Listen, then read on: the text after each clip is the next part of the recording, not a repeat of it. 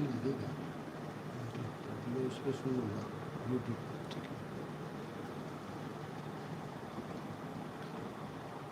हरि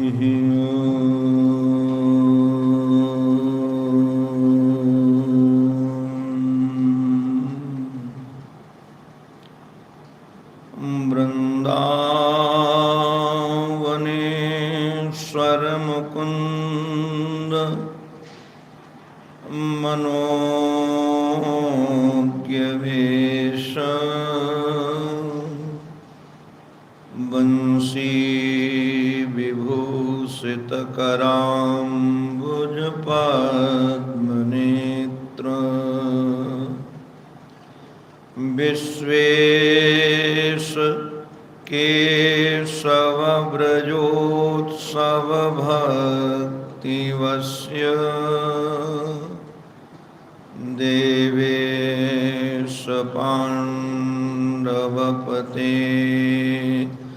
मम देहि दास्यम्।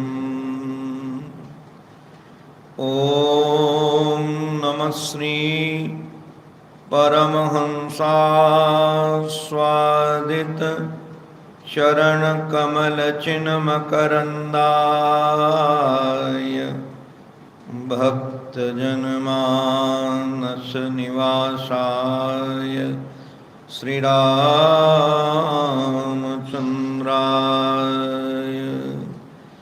वागीशायस्य वदने लक्ष्मीर्यस्य च वक्षसि यस्यास्ते हृदये संवित् तं नृसिंहमहं भजे। अखण्डानन्दबोधाय शिष्यसन्तापहारिणे सच्चिदानन्दरूपाय तस्मै श्री गुरवे नमः। तस्मै श्री गुरवे नमः।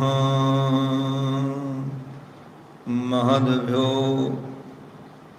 ब्राह्मणेभ्यो नमो नमः।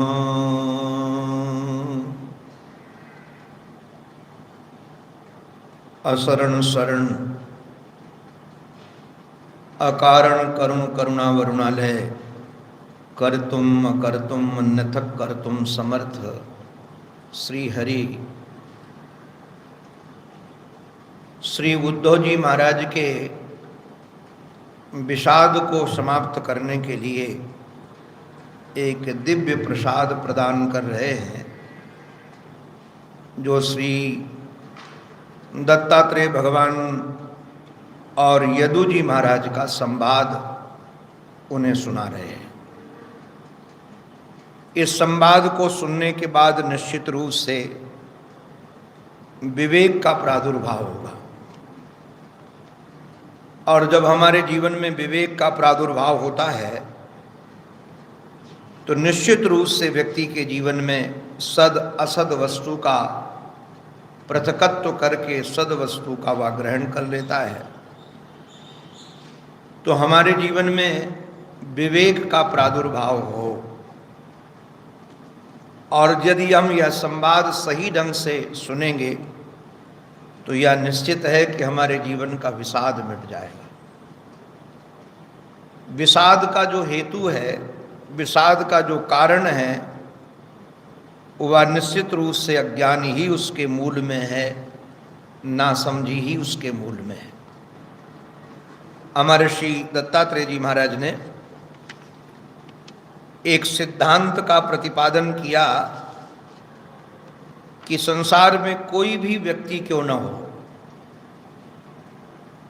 यदि वह सुखी रहना चाहता है तो किसी से भी अति स्नेह न करे।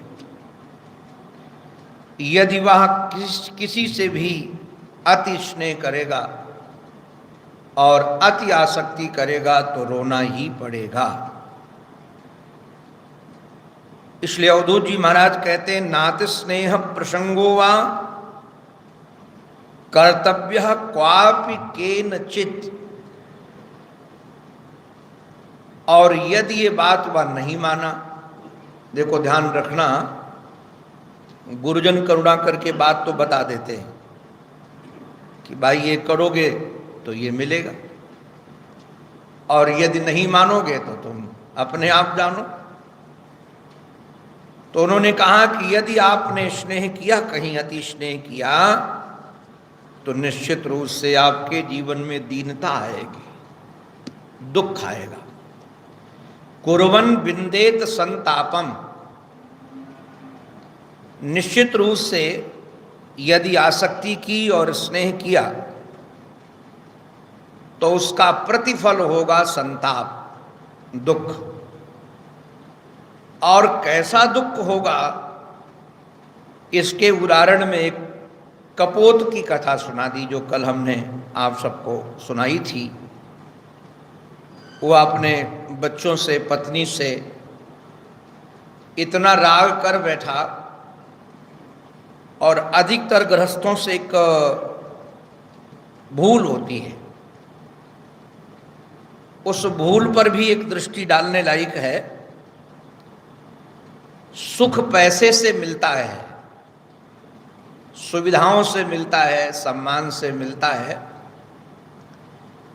ऐसी भ्रांति बच्चों के चित्त में संसारी लोग जगा देते हैं और कहते देखो अमुक के पास पैसा था, उसके पास बहुत सामग्री हुई और उसने कमाया तो सुखी रहा, तुम्हें भी पैसा ही कमाना है। मैं तो कई बार देखता हूँ ये गृहस्थी लोग अधिकतर अपने बच्चों को पैसा कमाने की एक फैक्ट्री बनाना चाहते हैं, एक यंत्र बनाना चाहते हैं, और सचमुच में वो यंत्र जो बचपन से हम लोग महात्मा बन गए तो वो नहीं जान पाते।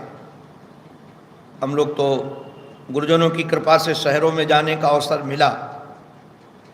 अब बंबई जैसे नगर में लोग यंत्र बन करके ही जीते हैं महाराज जी। अब जो भिवंडी में, दहिसर में जो लोग रहते हैं कमाने के लिए इधर आते हैं, तो सुबह उठ करके बस यंत्र जैसे जल्दी जल्दी सब काम किया, जल्दी जल्दी पेट में डाला डीजल जैसे, और दोपहर का लिया और बैठे ट्रेन में भागे। और वहाँ महाराज ऐसे भागते हैं, स्वामी जी महाराज सेवानंद महाराज को कभी दिखाएंगे हम ले चल करके। महाराज एक बार एक सज्जन के साथ में नई बम्बई जाना चाहता था, हमने कहा गाड़ी से नहीं जाएंगे, तो उसमें बाई रोड नहीं जाएंगे, ट्रेन से जाएंगे। तो एक स्टेशन में हमको ले गए, सुबह सुबह का टाइम था, वहाँ से हमको न्यू बॉम्बे का ट्रेन पकड़नी थी, न्यू बॉम्बे की। अब महाराज जो उतर कर लोग भाग रहे थे, जैसे बचपन में महाराज जी दीमक को देखा हो, चींटियों को देखा हो, वो चींटियाँ भागती है, दीमक भागती है। महाराज ऐसे लोग भाग रहे थे जैसे कहीं गांव में आग लगी हो और लोग अपने को बचाने के लिए भाग रहे हैं।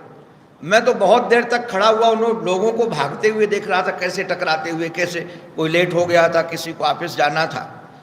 मेरे को बड़ी दया लगी, ऐसे बेचारे शाम को छूटते हैं ऑफिस से और फिर ट्रेन पकड़ते, फिर भागते, फिर घर में गए, और वो यंत्र बस ऐसे ही वो महाराज पैदा होते और ऐसे में ही मर जाते हैं।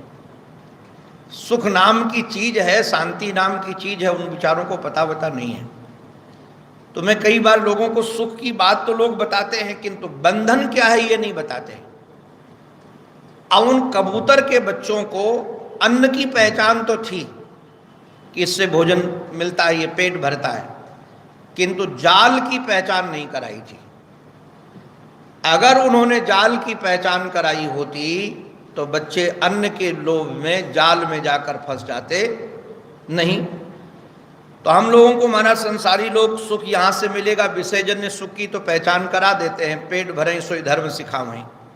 कल युग में तो वही धर्म सिखाएंगे जिससे पेट भर जाए, किंतु जो बंधन का हेतु है, जो हमको जन्म मृत्यु के चक्कर में डालने वाली चीजें हैं, उनकी पहचान नहीं कराते।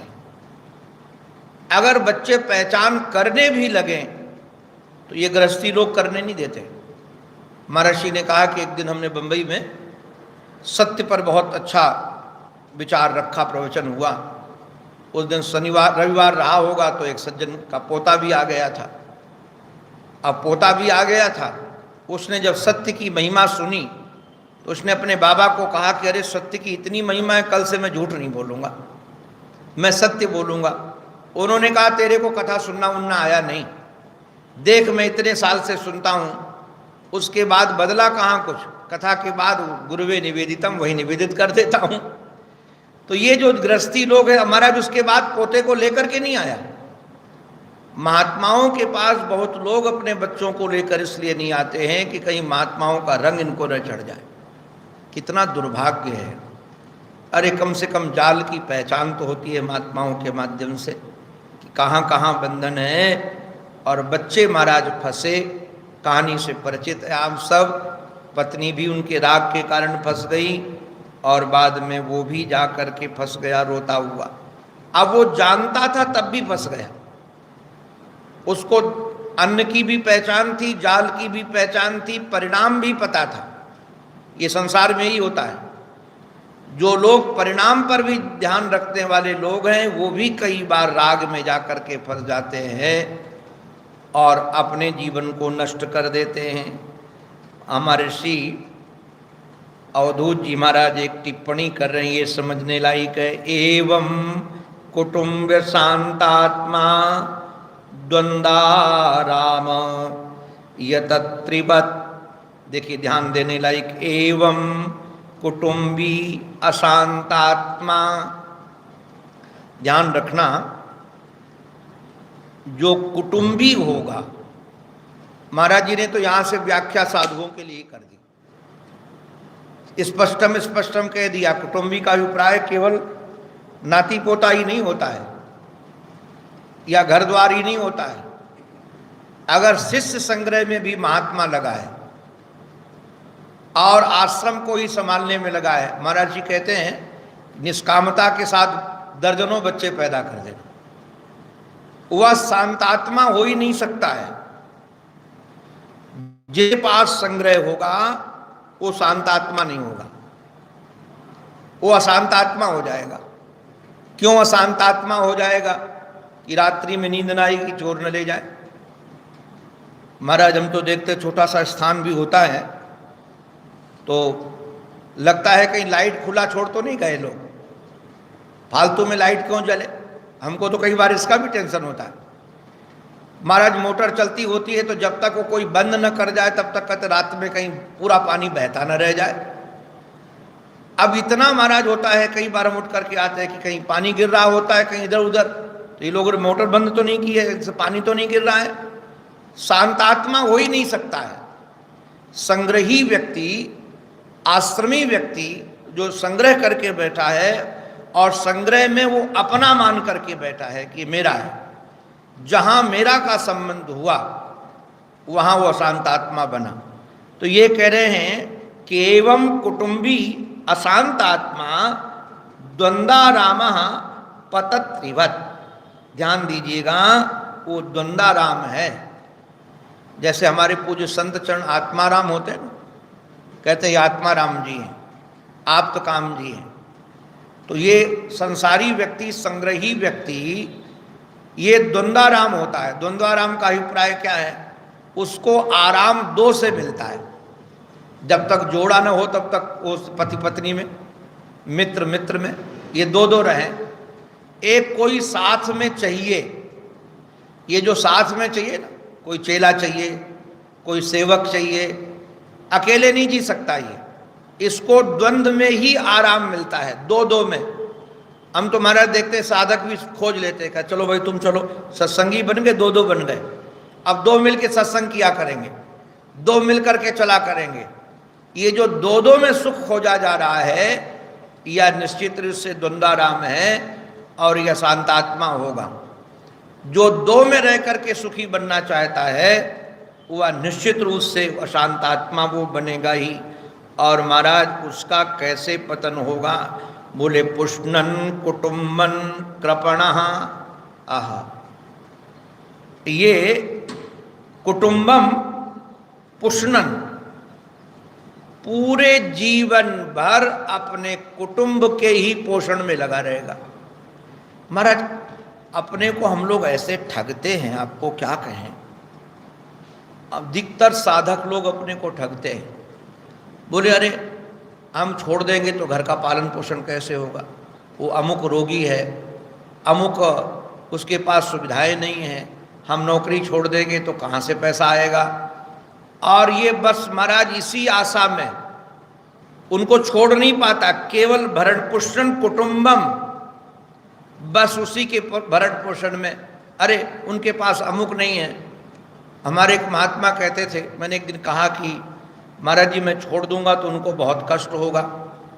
तो उन्होंने बड़े हंस करके कहा कि बाबा रे तू मर जाएगा तो क्या करेंगे वो।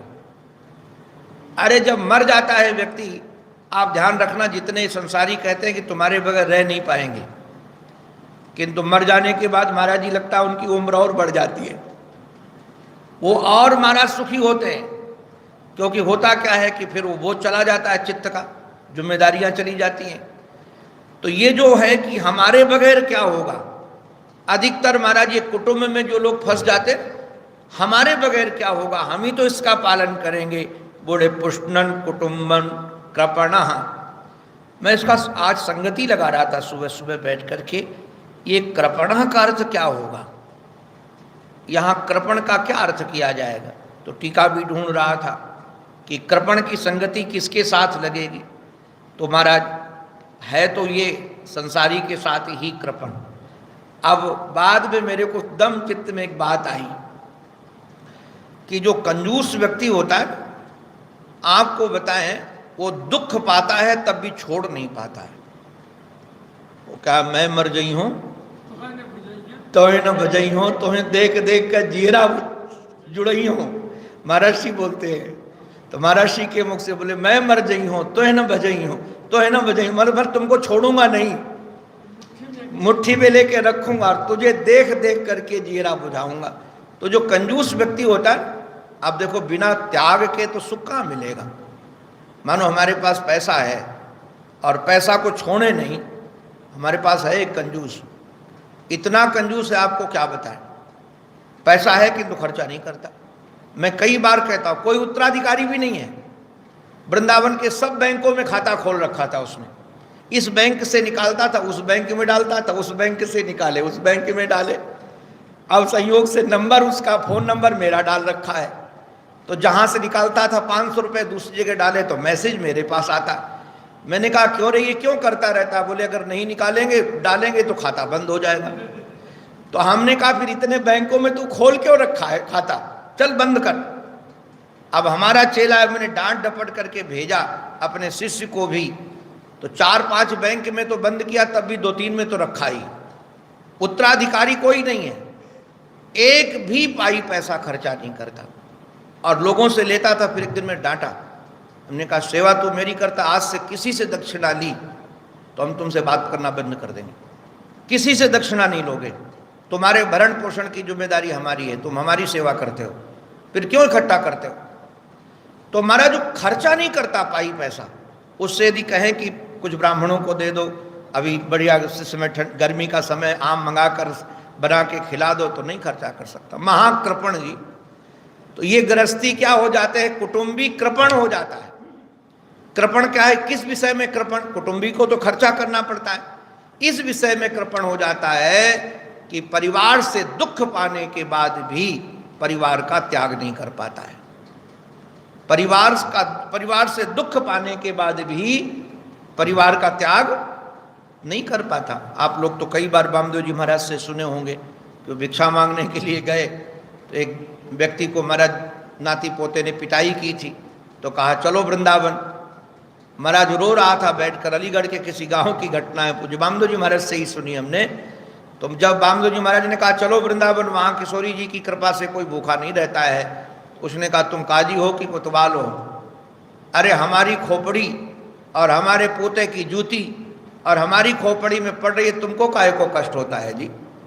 तो यही है महाराज कृपणा, खूब पिटाई होती है, खूब दुख होता है, किंतु तब भी ये छोड़ नहीं पाते हैं। सानुबंधो अवसीदति, ये बंधन में बंद करके बस केवल अवसीदति रोते ही रहते, दुख पाते रहते। अब हमारे श्री विरक्ति श्रोमणी दत्तात्रेय जी महाराज एक बात कहते हैं, लगता है ये कहीं न कहीं पीड़ा है। सच कहें, महापुरुष लोग जब किसी को पतन होते देखते हैं, किसी को, तो पीड़ा तो होती है। और सचमुच में मनुष्य शरीर प्राप्त करके, आज मैं विचार कर रहा था, मनुष्य शरीर नहीं कहा यहाँ कहा यह प्राप्य मानुषम लोकम। आप जरा विचार करो, इस मनुष्य लोक को प्राप्त करके, ये जो मनुष्य लोक है पृथ्वी, क्योंकि ये मनुष्य लोक की बहुत महिमा है। आपको क्या कहें, अमर भी मरकर मनुष्य लोक में जन्म चाहते हैं। आप जरा विचार, और स्वामी जी कह रहे मिलता नहीं है। एक बार ये चांस निकल गया ना, सचमुच में हम सब बहुत भाग्यशाली हैं। हमारे जैसा तो कोई भाग्यशाली है ही नहीं। आप जरा विचार करो, मनुष्य शरीर मिला, संतों का संग मिला, धाम मिला, सत्संग मिला, इससे ज़्यादा और क्या चाहिए जी।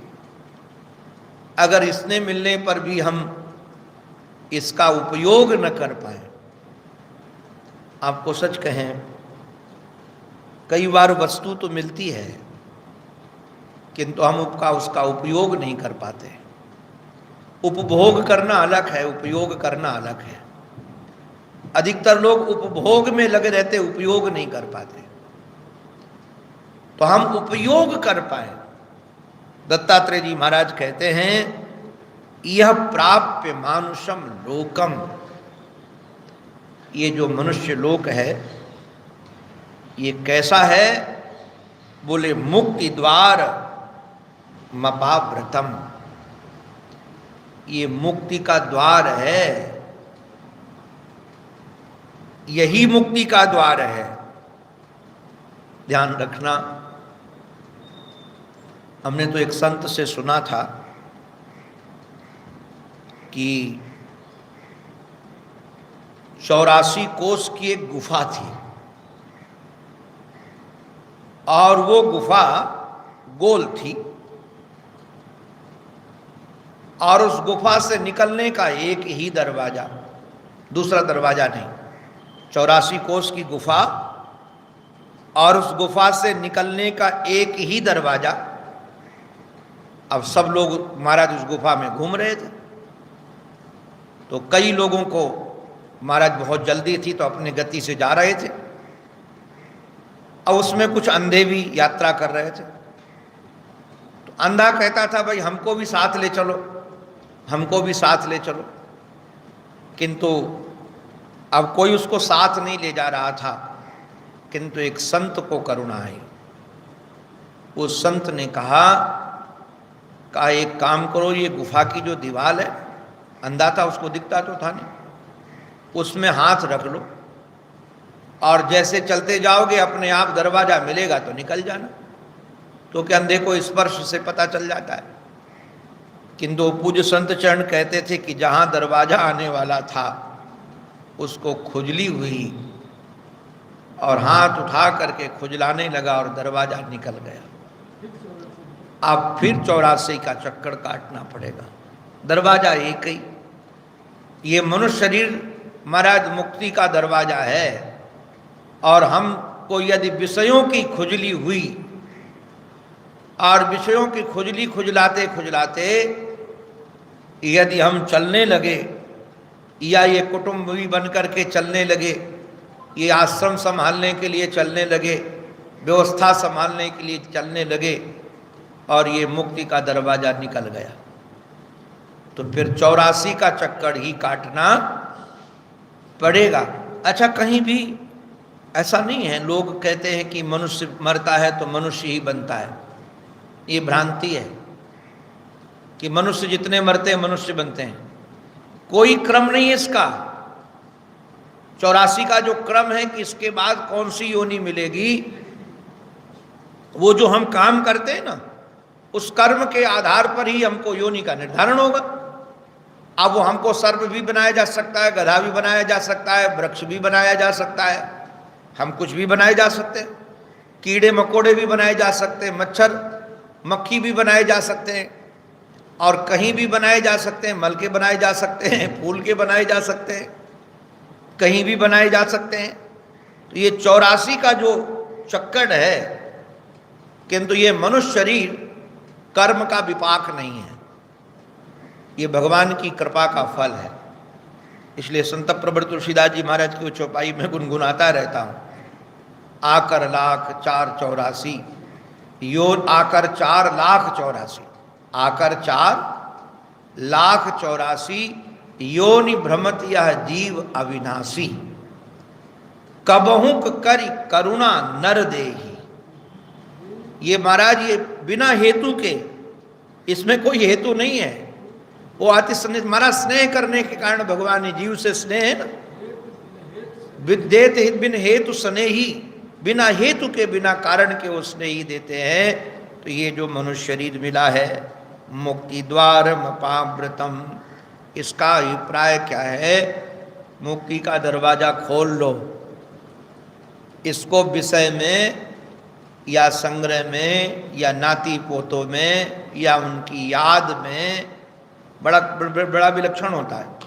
लोग भले आ जाते हैं वृंदावन में, किंतु चित्त उनका नाती पोतों के पास रहता है, दिन रात चिंतन करते। कोई आता है, फोन लगाना हमको, उनको बात करा दो हमको, अरे उनको ये करा दो हमको, ये बिल्कुल नहीं होना चाहिए।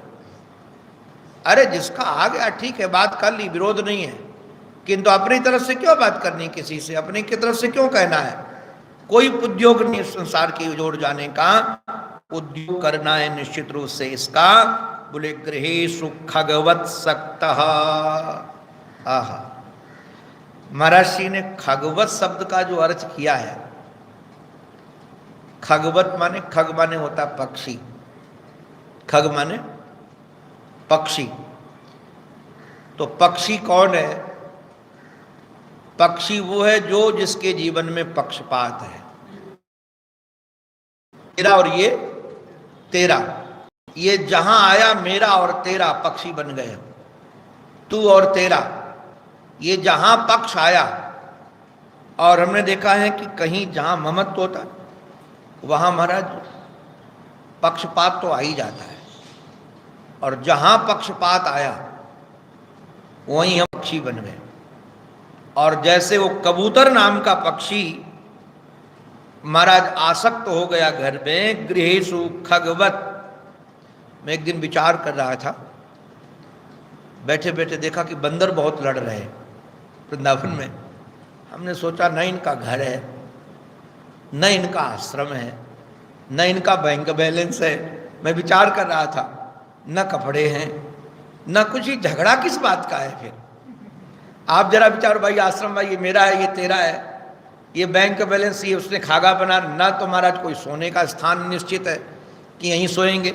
हमने देखा बंदर को ऐसा नहीं कि यहीं सोएगा, वो कहीं सो जाता है। कोई स्थान नहीं अपना, कोई महाराज व्यक्ति नहीं अपना, कोई वस्तु नहीं अपनी, किंतु उसके बाद भी ये कल है झगड़ा। मैं बहुत देर तक सोचता रहा इनके झगड़े का हेतु क्या है। उनका भी ममत्व है, वो किसी के प्रति, चाहे बनरिया के प्रति ममत्व है, चाहे बच्चे के प्रति ममत्व है। तो ये जहाँ ममत्व आ गया कि ये मेरा है, चाहे भले बैंक बैलेंस ना हो, चाहे भले कपड़े ना हो हमारे तन में, निश्चित रूप से हम आसक्त हो गए। ये कैसा, इसको शास्त्रों में क्या कहते हैं, बोले तमारूढ़ च्युतम विदुः। ये आरूढ़ च्युत बोलते इसको, आरूढ़ च्युत, आरूढ़ पतित। आरूढ़ पतित का अभिप्राय है कि जैसे कोई इतने ऊपर चढ़ गया। इसका महर्षि ने बहुत अर्थ बढ़िया किया। महर्षि हमारे कहते हैं कि प्रकृति, इसको दोनों ढंग से कहा कि अगर चैतन्य की दृष्टि से देखें तो ईश्वर, और जड़ता की दृष्टि से देखें तो प्रकृति। तो ईश्वर, हम लोग तो ईश्वर ही कहें, ईश्वर की कृपा से हमको सबसे ऊंचा स्थान मिल जाए, ईश्वर की कृपा से। और यदि अब हम पुरुषार्थ, महाराज जी कहते हैं ऐसी छलांग लगाओ कि इस माया से पार निकल जाओ, इस प्रकृति से पार निकल जाओ, छलांग लगाओ, कूद करो, ऐसी कूद मारो।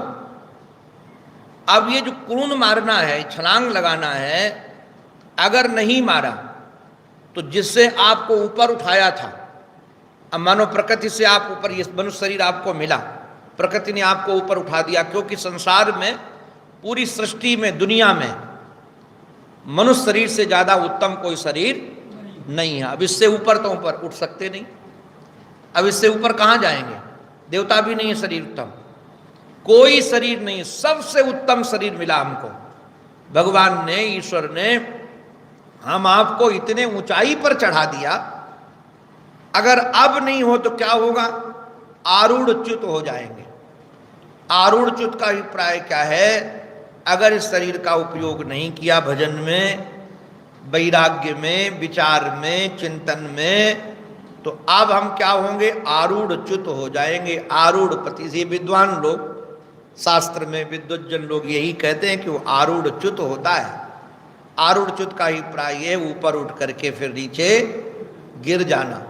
और महाराज इतने नीचे गिरेंगे कि कब उठेंगे कुछ पता नहीं।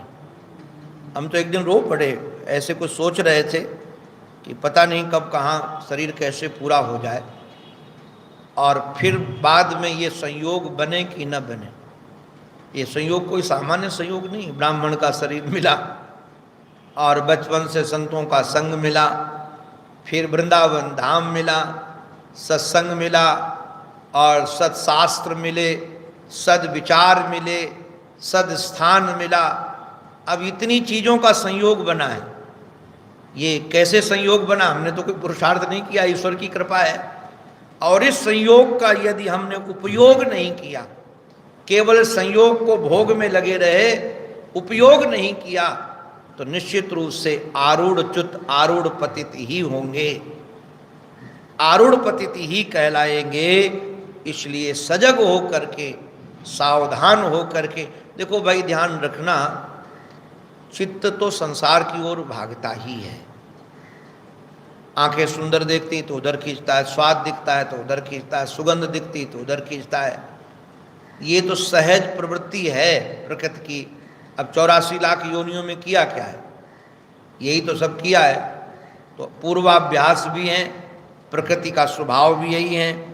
इसलिए अपने को अब हमारा सजग सावधान हो करके मुक्ति की ओर लगाना चाहिए, यही इसका उद्देश्य है। अब हमारे ऋषि ब्राह्मण जी महाराज बोलते, वैसे तो मैंने कल नहीं, जो ब्राह्मण माने ये जाति से भी ब्राह्मण है, अत्रि जी महाराज के सुपुत्र हैं, इसलिए अत्रि ब्राह्मण है। तो ब्राह्मण के सुपुत्र हैं इसलिए ब्राह्मण है, और जो ब्रह्म को जानता है वो भी ब्राह्मण है। तो जो ब्रह्मनिष्ठ है वो ब्राह्मण। तो ये कहते हैं सुखम सुखमेन्द्रिकम राजन स्वर्गे नरक एवच देहिनाम यथा दुखम तस्मात् ने तद्बुध। ऐन्द्रिक जो सुख है,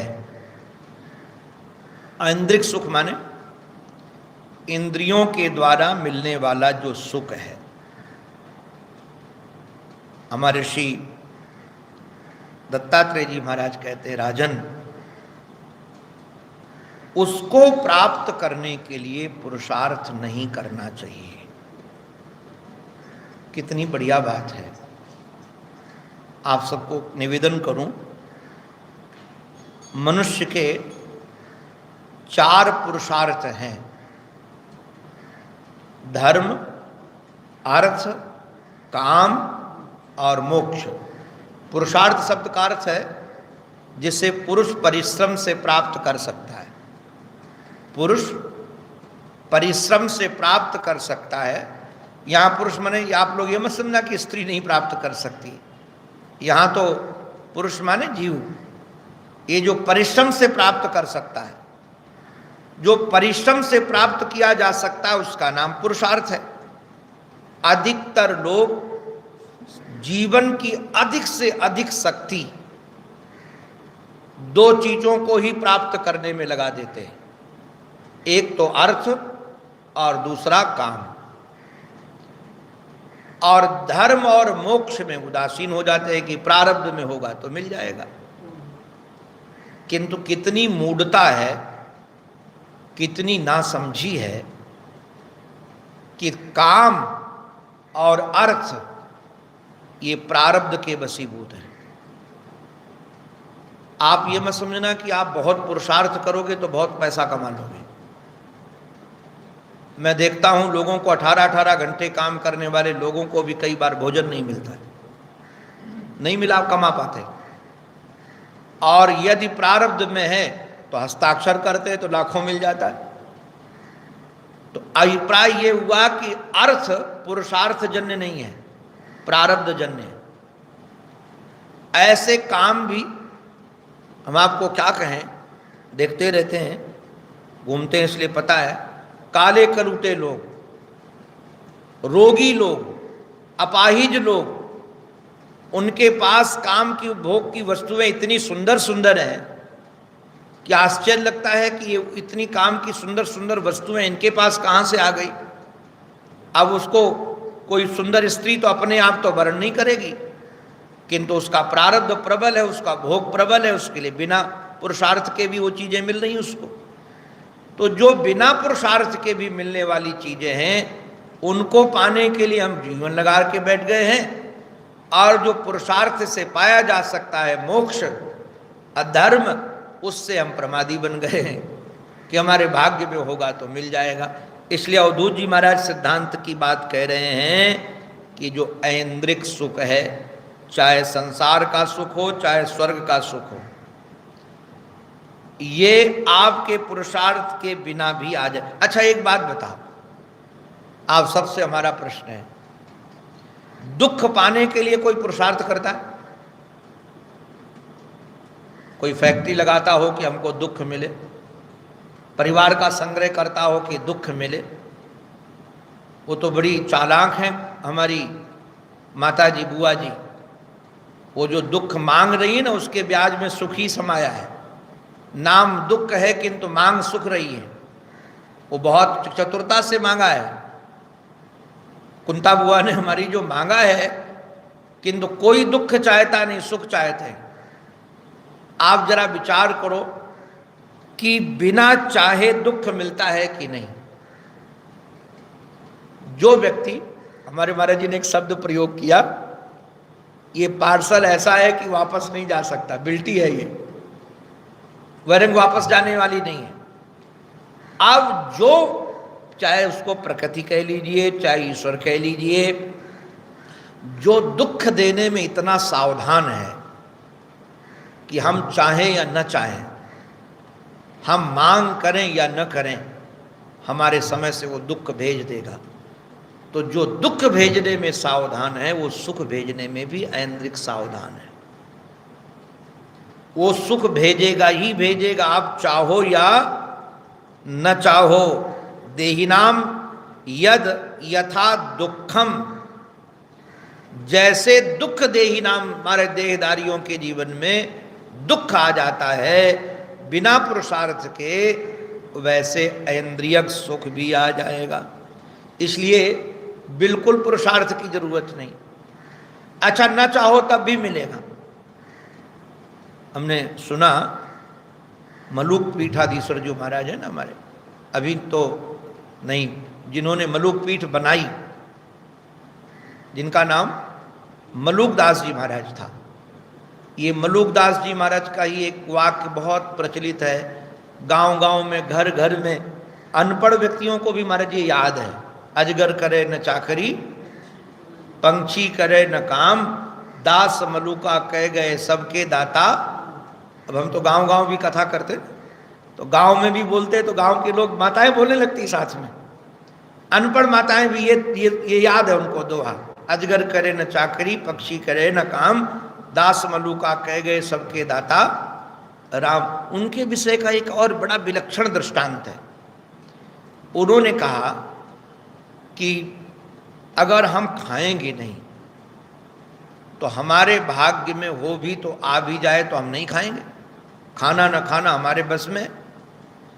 महाराज जैसे अजगर को मिला खाना न खाना हमारे बस में, तो हमारे एक महात्मा सुना रहे थे कि वो जाकर एक वृक्ष में चढ़ के बैठ गए और बोले मैं नहीं खाऊंगा, देखे कौन हमको खिलाता, मैं खाऊंगा नहीं। महाराज क्या हुआ, रात्रि में चोर लोग चोरी करने जा रहे थे, तो मिठाई का डब्बा लेकर आए थे, तो सोचा कि जब चोरी करके आएंगे सुबह टाइम भूख लगेगी तो बैठकर खाएंगे, साथ में क्या ले जाएं, इसी वृक्ष पर रख दें। वृक्ष की डाली में टांगा और टांग कर चले गए, उसी में बैठे थे। तो सुगंध तो आने लगी देसी घी की। महाराज आई सुगंध, बोले कि भले आ गई मिठाई, मैं खाऊंगा तो नहीं, प्रारब्ध में खाने की चीज आ गई, मैं खाऊंगा नहीं, बिल्कुल नहीं खाऊंगा। रात भर सुगंध आती रही किंतु खाया नहीं। बोले नहीं खाऊंगा, देखें कैसे कौन खिलाता है। महाराज नहीं खाया। जब सुबह चोर लोग आए चोरी करके और वो उतारने के लिए गए तो चोर की दृष्टि पड़ी कि वहाँ एक बाबा जी बैठे। तो महाराज चोरों के सरदार ने कहा ये हमसे बड़ा चोर है, इसने सोचा होगा कि ये लोग चोरी करके आएंगे और ये मिठाई जो रख गए इसमें मैं जहर मिला देता हूँ, ये खाएंगे तो सब मूर्छित हो जाएंगे और सब माल लेके हम भाग जाएंगे, इसलिए लगता है इस मिठाई में जहर मिला दिया है। अब महाराज उनको बुलाया, कहा कि जहर मिलाए, बोले नहीं मिलाए, तो बोले नहीं मिलाए तो खाओ। अब वो मना करें कि मैं नहीं खाऊंगा, तो महाराज डंडा मार मार के वो महात्मा बताते थे पूरी मिठाई खिला दी।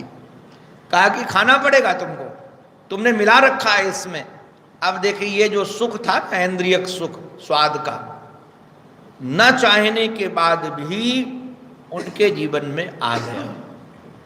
ऐसे हम लोग तो अनुभव करते हैं, जहाँ जिस गति से बढ़ रहे हैं जिस क्षेत्र में, हमने कभी चाहा नहीं था, कभी सोचा भी नहीं था कि इस दिशा की ओर जाना। प्रारब्ध है तो अपने आप उधर खींच खींच के लेके जा रहा है। हम तो कई बार देखते प्रारब्ध इतना प्रबल है, कई महात्मा हमको गति देने के लिए तैयार है, अभी भी कहते महाराज दो दो संभाल लेना, वहां भी संभाल लेना, यहाँ भी संभाल लेना। अब बनाने जाओ लेने जाओ तो एक पाई कोई देने वाला नहीं है। अभी हरिद्वार में एक महात्मा पीछे पड़ गए, यहाँ आए हमारे पास को लॉकडाउन में और मीटिंग की हमारे साथ, कहा कि महाराज आपकी प्रतिभा है, आप संभाल सकते हो, वहाँ का भी गंगा किनारे ले लो। तो मैं विचार करने लगा ये प्रारब्ध है, ये अपने आप आएगा, इसके लिए पुरुषार्थ की जरूरत नहीं है। गृह हमारा करना क्या है, देहिनाम यद यथा दुखम, किंतु बुद्धिमान कौन है महाराज, इच्छेत यद बुधा, किंतु इनकी जो इच्छा नहीं करता, अर्थात ऐन्द्रियक सुख पाने की चित्त में इच्छा न हो, कामना न हो कि हमको ये चीज मिले। जैसे दुख आएगा वैसे सुख आएगा। आप कामना करोगे तो कामना करके बंध जाओगे, और कामना के बगैर यदि आया तो जैसे दुख चला जाएगा वैसे ये सुख सुविधाएं भी चली जाएंगी। इसके लिए उन्होंने कहा कि हमने अजगर को गुरु बना करके सिखाया है, ग्रासम सुमृष्टम विरसम महांतम स्तोकमेव वा यदृच्छैवा पतितम ग्रसेद अजगरो अक्रियः। ये मैंने अजगर को गुरु बना करके सिखाया है। अब अजगर से क्या सीखा, देखो भाई हमारे महाराज जी ने एक बहुत सुंदर बात कही, उसकी बात को करके पानी को विराम देंगे। महाराज जी कहते हैं गृहस्थों को अजगर वृत्ति से जीने की जरूरत नहीं है। अजगर वृत्ति से जीना कोई बच्चों का खेल नहीं है, ध्यान रखना। सच्चे ढंग से अजगर की वृत्ति जीना बहुत कठिन है, कल इस पर हम प्रकाश डालेंगे। तो कहा फिर ये सुनाया क्यों जा रहा है, बोले इसलिए सुनाया जाए कि राजा को ये समझ में आए कि महात्मा लोग क्या सोचते हैं और महात्मा लोग जीते कैसे हैं। ये जो अजगर वृत्ति से जी रहे हैं, कुछ कामना नहीं पड़े हुए हैं, ये कोई सहज वृत्ति नहीं है। किंतु साधु कैसा, महर्षि ने कहा महात्मा कैसा, इसलिए का श्लोकों के अनुसार महात्मा को कैसा होना चाहिए, महात्मा को कैसा होना चाहिए, कैसे रहना चाहिए, ये बात इसमें बताई गई। और महात्माओं के प्रति गृहस्थों को कैसे सोचना चाहिए, इसका भी यहाँ वर्णन है, इसकी चर्चा हम क्रमशः करेंगे। अंत में अपने आराध्य के पावन चरणों में हमारी यही प्रार्थना, हमारी मति, हमारी रति, हमारी गति एकमात्र उन्हीं के चरणों में बनी रहे। इसी प्रार्थना के साथ ये उनकी वाणी उन्हीं के पावन पवित्र चरणारविंदों में समर्पित। पिछले लॉकडाउनों में सत्संग सत्र का भी विश्राम हो जाता रहा है, किंतु अब की बार सत्संग सत्र का विश्राम नहीं होगा और कथा यही होगी, क्योंकि इसके माध्यम से, यंत्रों के माध्यम से पूरे विश्व में ये कथा मिलती है और सब लोगों को उसका लाभ मिलता है। और आज के विषम समय में जितनी सावधानी की ज़रूरत है और सजगता की ज़रूरत है, उससे उतनी ही आवश्यकता सत्संग की भी है। क्योंकि जितने टीवी के चैनल हैं उनमें महाराज इतना भय भर दिया जा रहा है कि उस भय के कारण लोग मर रहे हैं। कई हमारे तो बंगलौर में महाराज उनको हार्ट फेल हो गया, 8-10 लोग मर गए और मरे हार्ट फेल होने से, हमारे परिचित लोग मरे। उसका कारण क्या है कि जीवन में सत्संग नहीं है। तो ऐसे समय में जैसे औषधि के रूप की ज़रूरत है, सावधानी की ज़रूरत है, वैसे सत्संग की भी ज़रूरत है। सब लोगों को सद्विचार मिले और महर्षि की कृपा से यहाँ का तो हाल बहुत बड़ा है। यहाँ तो 2 गज की दूरी नहीं, हमारे और महाराज जी के बीच में तो 4 गज की दूरी है। सब लोग बहुत दूर दूर बैठे, महाराज स्वामी जी के और उनके बीच सबके दूरी खूब है, स्थान खूब बड़ा है, खूब दूर दूर बैठ करके हम सुन सकते हैं। और आप संत तो महाराज सत कहें बछड़ा हैं, आपके माध्यम से ज्ञान धारा बह रही है, दुग्ध की अमृत की धारा। और इसका पान जैसे बछड़ा को पिलाते हैं ना, तो दूध गाय में आ जाता, फिर बहुत लोग पीते हैं उस गाय के दूध को, स्तनों को। ऐसे सत्संग रूपी अमृत को पूरे विश्व में लोग पी रहे हैं और ये सबको संबल देता रहे। इसलिए सत्संग सत्र चलता रहेगा लॉकडाउन में भी, और समय यही रहेगा जो अभी चल रहा है। हाँ, स्वामी जी नहीं आएंगे 3 दिन, तो जो नहीं आएंगे उनका समय मैं भर दिया करूँगा। आप लोग चाहोगे तो 1 घंटे सुना दूंगा, चाहोगे आधा घंटे सुना दूंगा, चाहो तो पौन घंटा सुना दूंगा। क्योंकि विश्वात्मानंद जी महाराज तो वैसे ही 8-10 मिनट ले लेते हैं अधिक, तो 10 मिनट उधर ले लिया तो अपना तो 10:30 तक ही पूरा कर दिया करेंगे। जो 11:15 बज जाता था वो नहीं होगा, 10:30 तक सत्संग सत्र यूँ ही चलता रहेगा। फिर पूज्य स्वामी जी महाराज आ जाएंगे तो फिर वह पुनः 3 दिन के बाद वही क्रम चालू हो जाएगा। बोलो भक्तवत्सल भगवान की जय, सद्गुरुदेव भगवान की जय, श्री वृंदावन बिहारी लाल की जय। जय जय श्री राधे, जय जय श्री राधे, जय जय श्री राधे।